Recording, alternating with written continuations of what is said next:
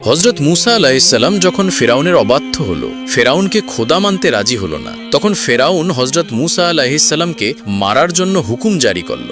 তখন ফেরাউনের সৈন্যদল মুসা আলাইহিসসালামের সন্ধানে বের হয়ে গেল। তখন মুসা আলাইহিসসালামের একজন শুভাকাঙ্ক্ষী এই খবর শুনে মুসা আলাইহিসসালামের কাছে দৌড়ে আসলো এবং বলল, হে মুসা, ফেরাউনের দরবারের মানুষেরা আপনার ব্যাপারে পরামর্শ করেছে যে আপনাকে শহীদ করে দেবে, সুতরাং আপনি যত তাড়াতাড়ি সম্ভব এই শহর পরিত্যাগ করুন। তাই বাধ্য হয়ে হযরত মুসা আলাইহিসসালাম মিশর থেকে হিজরত করার সিদ্ধান্ত নিলেন এবং সেখান থেকে মিশরের অঞ্চলগুলো পার হয়ে মাদিয়ান শহরে যাওয়ার মনস্থ করলেন।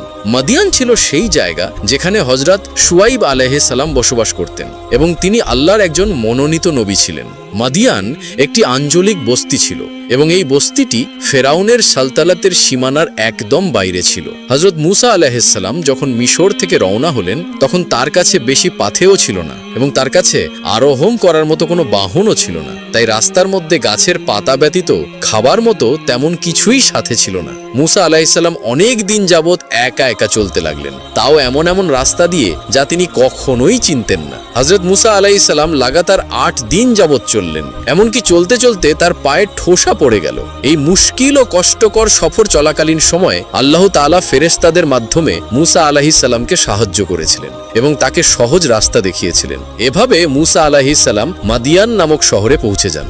মাদিয়ান শহরে পৌঁছে হযরত মুসা আলাইহিসসালাম শহরের নিকটবর্তী একটি কূপের কাছে গেলেন, যে কূপটিতে সেখানকার মানুষেরা নিজেদের জন্য পানি সংগ্রহ করত এবং প্রাণীদেরকেও পানি পান করাতো। সেখানে তিনি মানুষদের একটি দল দেখতে পেলেন যারা তাদের প্রাণীগুলোকে পানি পান করাচ্ছিল এবং তাদের থেকে কিছুটা দূরে আলাদা জায়গায় দুজন নারী দাঁড়িয়েছিলেন যারা তাদের প্রাণীদেরকে পানি পান করানোর জন্য অপেক্ষা করছিলেন, যে মানুষেরা তাদের প্রাণীগুলোকে পানি পান করিয়ে চলে গেলে তারা তাদের প্রাণীকে পানি পান করাবেন। যেহেতু কূপটিকে পুরুষ মানুষেরা ঘিরে রেখেছিল, তাই ভিড়ের কারণে নারীদের পক্ষে সম্ভব ছিল না যে সেখান থেকে পানি তুলে প্রাণীদেরকে খাওয়াবে। হযরত মুসা আলাইহিসসালাম ওই নারীদের অবস্থা দেখে তাদের প্রতি দয়া হলো, কারণ তারা দীর্ঘ সময় ধরে এক জায়গায় দাঁড়িয়ে অপেক্ষা করছিল এবং কোনো মানুষ তাদের প্রতি সুবিচার করছিল না, কারণ প্রতীকী মানুষ তাদের নিজের প্রাণীদের নিয়ে ব্যস্ত ছিল। অন্য কাউকে সুযোগ দেওয়ার মতো মনোভাব তাদের মধ্যে ছিল না। যেহেতু মজলুম মানুষদেরকে জুলুম থেকে বাঁচানো মুসা আলাইহিসসালামের অভ্যেস ছিল, তাই তিনি এই জুলুম দেখে চুপ থাকতে পারেননি। অতঃপর মুসা আলাইহিসসালাম সামনে এগিয়ে কূপের কাছে গেলেন এবং তিনি সেখানে বিদ্যমান রাখালদেরকে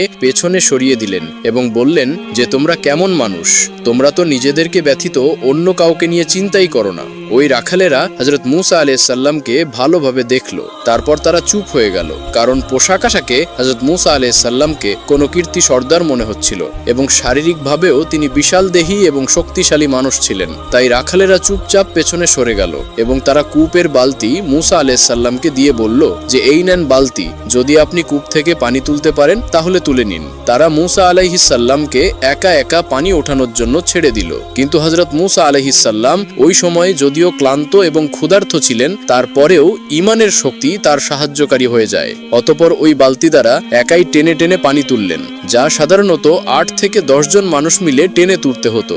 অতঃপর মুসা আলাইহিসসালাম ওই নারীদেরকে পানি দিলেন এবং তিনি পেছনে চলে গেলেন। ওই সময় প্রচন্ড রোদ এবং গরম ছিল এবং হযরত মুসা আলাইহিসসালাম কয়েকদিন যাবৎ খানাও খাননি। তিনি সম্পূর্ণ একাকী এবং শহরের মধ্যে অপরিচিত ছিলেন এবং মাথা গোজার জন্য কোনো প্রকার ঠাঁই ছিল না। হযরত মুসা আলাইহিসসালাম ক্লান্ত হয়ে পাশে একটি গাছের নিচে বসে গেলেন। তিনি আল্লাহ তাআলার দরবারে এভাবে দোয়া করলেন, হে আমার পালনকর্তা, আপনি আমাকে যে রিজিক দান করেন আমি তার মুখাপেক্ষী। এদিকে যখন ওই দুইজন নারী পানি ব্যবহার শেষ করলেন তখন তারা বাড়িতে ফিরে গেলেন। আসলে ওই দুইজন নারী হযরত শুআইব আলাইহিসসালামের দুইজন কন্যা ছিলেন। যখন তারা অন্যান্য দিনের তুলনায় তাড়াতাড়ি বাড়িতে ফিরলেন তখন তাদের পিতা হযরত শুআইব আলাইহিসসালাম তাদেরকে বললেন, হে আমার মেয়েরা, আজকে এত তাড়াতাড়ি ফিরে আসার কারণ কি? তারা উত্তরে বললেন, আজকে কূপের পাশে একজন নেককার পুরুষ পেয়েছিলাম, তিনি আমাদের উপর দয়া করেছেন এবং আমাদের প্রাণীগুলোকে পানি পান করাতে সাহায্য করেছেন। তখন হযরত শুআইব আলাইহিসসালাম বললেন, তোমরা আবার সেখানে যাও এবং ওই নেককার পুরুষকে আমার কাছে ডেকে নিয়ে আসো। অতঃপর তাদের দুইজন থেকে একজন মেয়ে পর্দা সহকারে লাজুক অবস্থায় হযরত মুসা আলাইহিসসালামের কাছে গেলেন এবং তাকে বললেন যে, আমার আব্বাজান আপনাকে তার কাছে যেতে বলেছেন যাতে আপনাকে ওই কাজের পারিশ্রমিক দিতে পারেন যা আপনি আজকে আমাদের জন্য করেছেন। হজরত মুসা আলাইহিসসালাম প্রথমে পারিশ্রমিক নেওয়ার জন্য রাজি হলেন না, কিন্তু যখন তিনি জানতে পারলেন যে তার বাবা আল্লাহর নবী শুআইব আলাইহিসসালাম, তখন তিনি তার সাথে সাক্ষাৎ করার জন্য ওই নারীর সাথে চলতে শুরু করলেন। হজরত মুসা আলাইহিসসালাম ওই নারীকে বলেছিলেন যে আপনি আমার পেছনে চলবেন এবং পেছন থেকে আমাকে রাস্তা বলে দিবেন। এভাবেই তিনি হজরত শুআইব আলাইহিসসালামের বাড়িতে গিয়ে পৌঁছালেন। হজরত শুআইব আলাইহিসসালাম মুসা আলাইহিসসালামকে আহ্বান করলেন এবং তার মেয়েদেরকে খানা উপস্থিত করার জন্য বললেন। অতঃপর হজরত শুআইব আলাইহিসসালাম বললেন যে তুমি বসো এবং আমাদের সাথে খাবার খাও, কিন্তু হজরত মুসা আলাইহিসসালাম তার কথা মঞ্জুর করলেন না। তিনি বললেন আমি আল্লাহর কাছে আশ্রয় চাই। অতঃপর হজরত শুআইব আলাইহিসসালাম বললেন যে খানা না খাওয়ার কারণ কি? উত্তরে মুসা আলাইহিসসালাম বললেন আমার আশঙ্কা হয় যে এই খাবার আমার ওই কাজের বিনিময় হয়ে যাবে যা আমি সওয়াবের আশায় করেছিলাম, আর আমি কোনো নেক কাজের বিনিময় গ্রহণ করি না। তখন হজরত শুআইব আলাইহিসসালাম বললেন হে যুবক, বিষয়টি এমন নয়, এই খানা তোমার কাজের বিনিময় নয়, বরং এটি আমার বংশীয় রীতি যে আমরা মেহমানদারি করি এবং মুসাফিরদেরকে খাবার খাওয়াই। এটা শুনে হজরত মুসা আলাইহিসসালাম সেখানে বসে গেলেন। অতঃপর তিনি তাদের সাথে খাবার খেলেন। অতঃপর হজরত শুআইব আলাইহিসসালাম মুসা আলাইহিসসালাম থেকে মিশরের অবস্থা, ফেরাউন এবং তার জন্ম থেকে নিয়ে কিপ্তিকে হত্যা পর্যন্ত সমস্ত ইতিহাস জানলেন।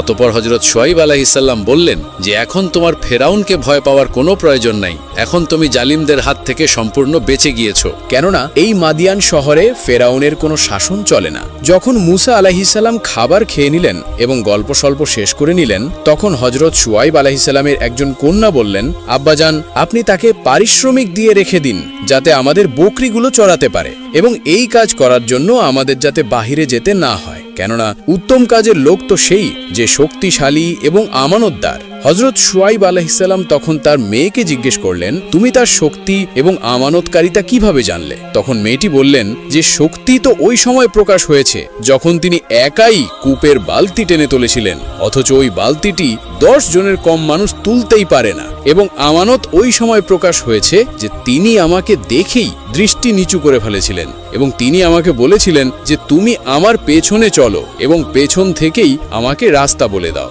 যাতে এমন না হয় যে বাতাসের কারণে আমার কাপড় উড়ে গেলে আমার শরীর তাকে দেখতে না হয়। এটা শুনে হজরত শুআইব আলাইহিসসালাম হজরত মুসা আলাইহিসসালামের উত্তম চরিত্রে মুগ্ধ হয়ে গেলেন এবং কিছুক্ষণ চিন্তা করে হজরত মুসা আলাইহিসসালামকে একটি প্রস্তাব দিলেন যে তুমি আমার একজন মেয়েকে বিয়ে করে নাও এবং এই বিবাহের মোহর এটাই হবে যে তুমি 8 বছর যাবত আমার সমস্ত কাজকর্ম করে দিবে। ফলে মুসা আলাইহিসসালাম প্রস্তাব মেনে নিলেন। এভাবে হজরত মুসা আলাইহিসসালাম এবং হজরত শুআইব আলাইহিসসালামের মধ্যখানে বন্ধন তৈরি হয়ে গেল এবং হজরত মুসা আলাইহিসসালামের বিয়ে হজরত শুআইব আলাইহিসসালামের কন্যা সাফুরার সাথে হয়ে গেল। হজরত মুসা আলাইহিসসালাম 8 বছরের স্থলে পরিপূর্ণ 10 বছর অতিবাহিত করলেন এবং হজরত শুআইব আলাইহিসসালামের বকরিগুলোকে ময়দানে চড়ালেন এবং মাদিয়ান শহরে অতিবাহিত করা 10টি বছর হজরত মুসা আলাইহিসসালামের জন্য অত্যন্ত শান্তিপূর্ণ ছিল। একবার হজরত মুসা আলাইহিসসালাম এক জনসভায় ভাষণ দিচ্ছিলেন। তিনি তার ভাষণে ইসলামের বিধিবিধান ও তাওরাত কিতাবের মর্ম বর্ণনা করছিলেন। বিশেষ করে তার জীবনের অসংখ্য মোজেজা দর্শন করার পরেও মানুষ আল্লাহ তাআলার প্রতি ঈমান আনতে তৎপর হল না বলে তিনি খুবই দুঃখ প্রকাশ করছিলেন। ভবিষ্যতে এ জাতির অদৃষ্টে অনেক দুঃখ দুর্দশা আছে বলেও তিনি জাতিকে সতর্ক করে দিলেন। জনসভার মাঝ থেকে একজন দাঁড়িয়ে বলল, হে আল্লাহর নবী, আপনার জীবনে যতগুলো অলৌকিক ঘটনার সমাবেশ ঘটেছে এবং আপনার সাথে আল্লাহ তাআলা যেভাবে সরাসরি কথোপকথন করেছেন তার নজির আর কোনো নবীর জীবনে দেখা যায় না। অতএব আমরা মনে করি বর্তমান জামানায় আপনার চেয়ে অধিক জ্ঞানী ও বুদ্ধিমান ব্যক্তি আর কেউ নেই। হজরত মুসা আলাইহিসসালাম লোকটির কথা শুনে অনেকক্ষণ নীরব থেকে বললেন, হ্যাঁ তা বটে। হজরত মুসা আলাইহিসসালামের এই হ্যাঁবাচক কথাটি আল্লাহ তাআলার নিকট পছন্দ হলো না। তাই তিনি নবীকে ওহী মারফত জানালেন, হে নবী, তুমি নিজেকে সর্বাধিক জ্ঞানী মনে করে ভুল করছো। আমি তোমার চেয়ে অধিক জ্ঞানী ব্যক্তিদেরকে পৃথিবীতে জীবিত রেখেছি। তুমি কি জানো আমি কাকে অধিক জ্ঞান দান করেছি? তোমার যদি ইচ্ছেই হয় তবে চলে যাও মাজমাউল বাহরাইন, 2 সাগরের সঙ্গমস্থলে, গিয়ে দেখো সেখানে আমার এক বান্দা আছে। সে এমন জ্ঞানের অধিকারী যা তুমি কল্পনাও করতে পারবে না। হযরত মুসা আলাইহিসসালাম আল্লাহ তাআলার ফরমান শুনে অতি কাতরভাবে বললেন, হে প্রভু, তোমার দৃষ্টি অপার, তাই এই জ্ঞানী ব্যক্তির সঙ্গলাভের ভাগ্য আমাকে দান করো। আল্লাহ তাআলার পক্ষ থেকে নবীকে জানানো হলো, হে নবী, 2 সাগরের সঙ্গমস্থলে চলে যাও, সেখানে একটি ময়দান রয়েছে, সে ময়দানে যে থাকে সে পথহারাকে পথ প্রদর্শন করে, মৃত্যুকে বাঁচায় এবং জিন্দাকে মারে এবং বহু অলৌকিক ঘটনার অবতারণা করতে সক্ষম। হযরত মুসা আলাইহিসসালাম ইউসা আলাইহিসসালামকে ডেকে বললেন, চলো আল্লাহর অপার কুদরত দেখার জন্য আমরা মাজমাউল বাহরাইন যাব। যতদিন যত রাত আমাদের চলতে হয় আমরা পিছু হব না, তবে পথিমধ্যে যাবার জন্য কিছু মাছ ভাজি করে নিয়ে নাও, যেন ক্ষুধা পেলে তা খেয়ে ক্ষুধা নিবৃত্ত করতে পারি। হযরত ইউসা আলাইহিসসালাম নবীর আদেশ অনুসারে কয়েকটি মাছ ভাজি করে থলে ভর্তি করে নিলেন। অতঃপর দুইজন নবী পথ চলতে আরম্ভ করলেন। 2 দিন পথ চলার পরে তারা মাজমাউল বাহরাইন উপস্থিত হলেন। মাজমাউল বাহরাইন বলতে বিশেষজ্ঞদের মতে লোহিত সাগর ও ভূমধ্য সাগরের যে একটি সরু সংযোগ রয়েছে তাকেই বোঝানো হয়েছে। নবিদয় সেখানে পৌঁছে একটু বিশ্রাম নিলেন। হযরত মুসা আলাইহিসসালাম একটি পাথরের ওপর ঘুমিয়ে পড়লেন এবং ইউসা আলাইহিসসালাম মাছের থলেটি এক পাশে রেখে একটি পাথরের ওপর বসে রইলেন। এ সময় মাছটি থলি থেকে বের হয়ে লাফিয়ে সমুদ্রে চলে গেল। অতঃপর সে সমুদ্রের সুড়ঙ্গের মতো পথ তৈরি করে নিল, আর আল্লাহ মাছটির চলার পথে পানির প্রবাহ থামিয়ে দিলেন, ফলে তার গমন পথটি সুড়ঙ্গের মতো হয়ে গেল। অতঃপর তারা উভয়ে অবশিষ্ট রাত এবং পুরো দিন পথ চললেন। পরদিন সকালে হযরত মুসা আলাইহিসসালাম তার সাথীকে বললেন, আমরা তো সফরে ক্লান্ত হয়ে পড়েছি। হযরত মুসা আলাইহিসসালামকে আল্লাহ যে স্থানে যাওয়ার কথা বলেছিলেন সেই স্থান অতিক্রম করার পূর্ব পর্যন্ত তিনি কোনরূপ ক্লান্তি বোধ করেননি। সাথী ইউসা আলাইহিসসালাম তখন বললেন, আপনি কি ভেবে দেখেছেন যে পাথরটির নিকট আমরা বিশ্রাম নিয়েছিলাম সেখানেই মাছটি অদ্ভুতভাবে সমুদ্রের মধ্যে চলে গেছে, কিন্তু আমি মাছটির কথা আপনাকে বলতে ভুলে গিয়েছিলাম। মূলত শয়তানি আমাকে এ কথা ভুলিয়ে দিয়েছে। হযরত মুসা আলাইহিসসালাম বললেন, আমরা তো সেই স্থানটিরই অনুসন্ধান করছি। অতঃপর তারা তাদের পদচিহ্ন ধরে ফিরে চললেন এবং সেই পাথরের নিকটে পৌঁছে দেখলেন এক ব্যক্তি কাপড় মুড়ি দিয়ে বসে আছে। মুসা আলাইহিসসালাম তাকে সালাম দিলেন। তিনি সালামের জবাব দিয়ে বললেন, এখানে সালাম কি করে এলো? তিনি বললেন, আমি মুসা। খিজির আলাইহিসসালাম জিজ্ঞেস করলেন, আপনি কি বনি ইসরাইল বংশীয় মুসা? মুসা আলাইহিসসালাম বললেন, হ্যাঁ, আমি এসেছি এই জন্য যে সত্য পথের যে জ্ঞান আপনাকে দান করা হয়েছে তা হতে আপনি আমাকে শিক্ষা দিবেন। খিজির আলাইহিসসালাম বললেন, হে মুসা, আমার আল্লাহ প্রদত্ত কিছু জ্ঞান আছে যা আপনি জানেন না, আর আপনিও আল্লাহ প্রদত্ত এমন কিছু জ্ঞানের অধিকারী যা আমি জানি না। মুসা আলাইহিসসালাম বললেন, আমি কি আপনার সাথী হতে পারি? খিজির আলাইহিসসালাম বললেন, আপনি কিছুতেই আমার সাথে ধৈর্য ধারণ করতে পারবেন না। যে বিষয়ে আপনার জ্ঞানের আওতাধীন নয় সে বিষয়ে আপনি ধৈর্য ধারণ করবেন কেমন করে? মুসা আলাইহিসসালাম বললেন, ইনশাআল্লাহ আপনি আমাকে ধৈর্যশীল পাবেন এবং আপনার কোনো আদেশ আমি অমান্য করব না। অতঃপর তারা দুজনে সাগরের কিনারা ধরে হেঁটে চললেন। তখন একটি নৌকা তাদের পাশ দিয়ে যাচ্ছিল। তারা তাদেরকে নৌকায় তুলে নেওয়ার জন্য অনুরোধ করলেন। তারা খিজির আলাইহিসসালামকে চিনতে পেরে বিনা ভাড়ায় তাদেরকে নৌকায় তুলে নিল। যখন তারা দুজনে নৌকায় চললেন তখন একটি চড়ুই পাখি এসে নৌকাটির কিনারায় বসলো এবং সমুদ্র থেকে 1 ফোঁটা বা 2 ফোঁটা পানি পান করল। খিজির আলাইহিসসালাম বললেন, হে মুসা, আমার ও আপনার জ্ঞানের দ্বারা আল্লাহর জ্ঞান হতে ততটুকুও কমেনি যতটুকু এই পাখিটি তার ঠোঁটের দ্বারা সাগরের পানি হিরাস করেছে। তখন খিজির আলাইহিসসালাম একটি কুড়াল নিয়ে নৌকাটির একটি তক্তা খুলে ফেললেন। মুসা আলাইহিসসালাম হঠাৎ দৃষ্টি দিতেই তিনি দেখতে পেলেন যে একটি কুড়াল দিয়ে একটি তক্তা খুলে ফেলছেন। তখন তিনি তাকে বললেন, আপনি এ কি করলেন?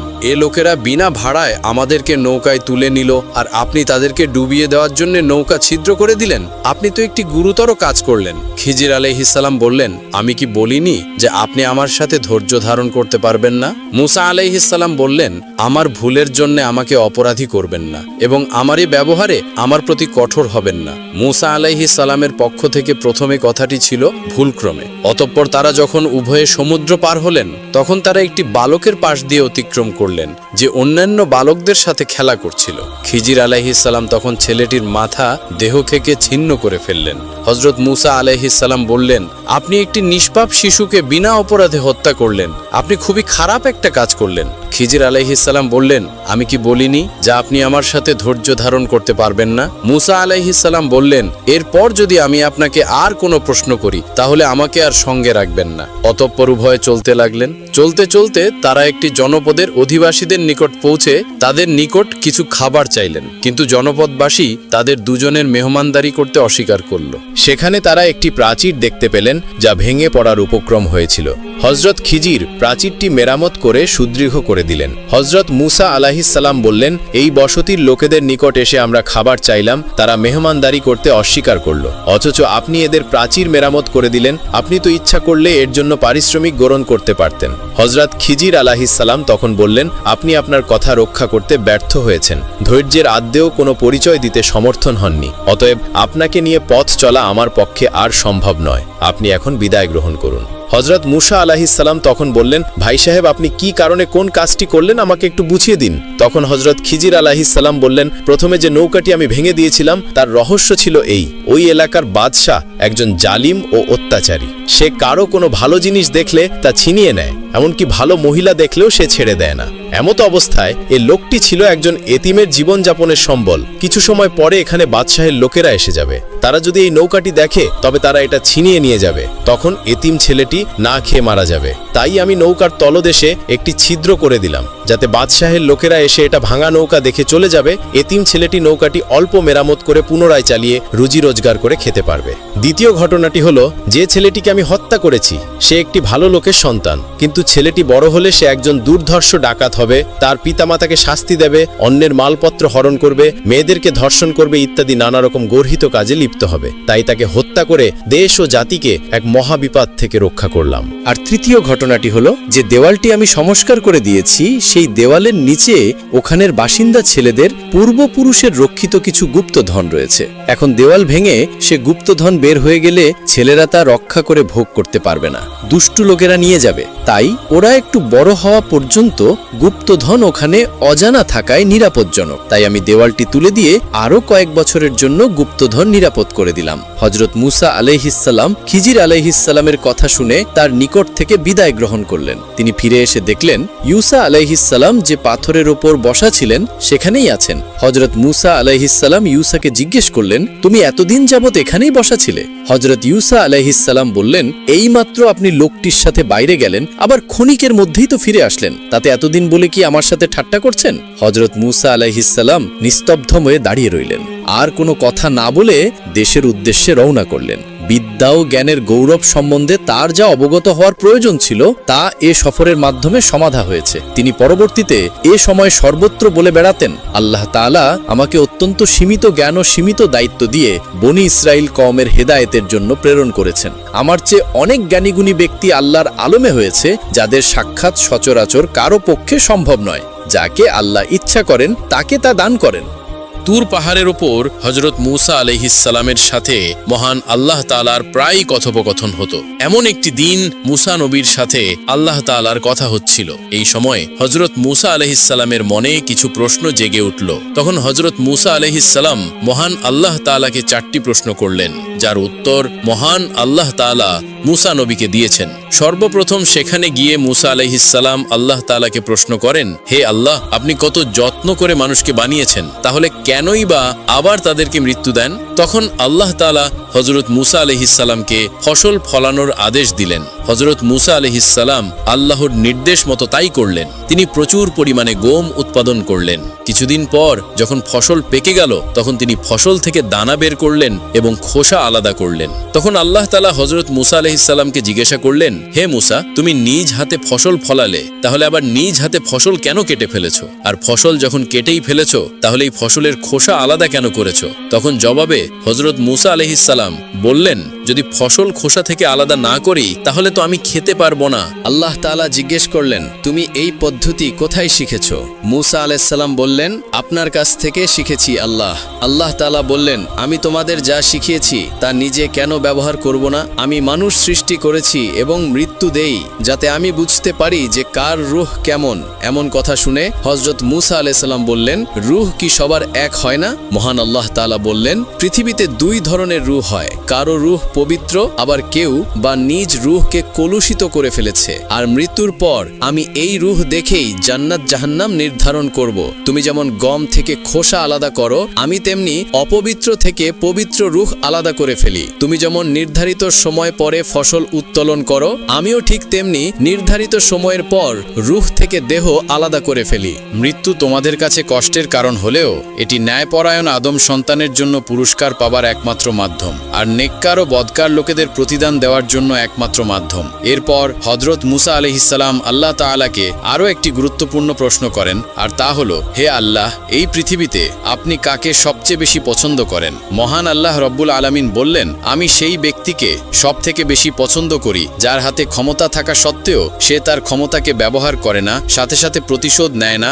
এবং ধৈর্য ধারণ করে। কেননা এই একই গুণগুলো আমার মধ্যে রয়েছে। তোমরা যত পাপ করো, আমি যদি সাথে সাথে তার প্রতিশোধ নিতাম তাহলে সারা পৃথিবীতে কোনো মানব সম্প্রদায় বেঁচে থাকবে না। তেমনি করে পৃথিবীতে এমন অনেক প্রভাবশালী ব্যক্তি আছে যারা তারা সাথে সাথে প্রতিশোধ না নিয়ে অপেক্ষা করে। আমি পৃথিবীর বুকে সেই ব্যক্তিদের সবথেকে বেশি ভালোবাসি। হযরত মুসা আলাইহিসসালাম আরও জানতে চাইলেন, হে আল্লাহ, এই পৃথিবীতে সবথেকে জ্ঞানী ব্যক্তি কে?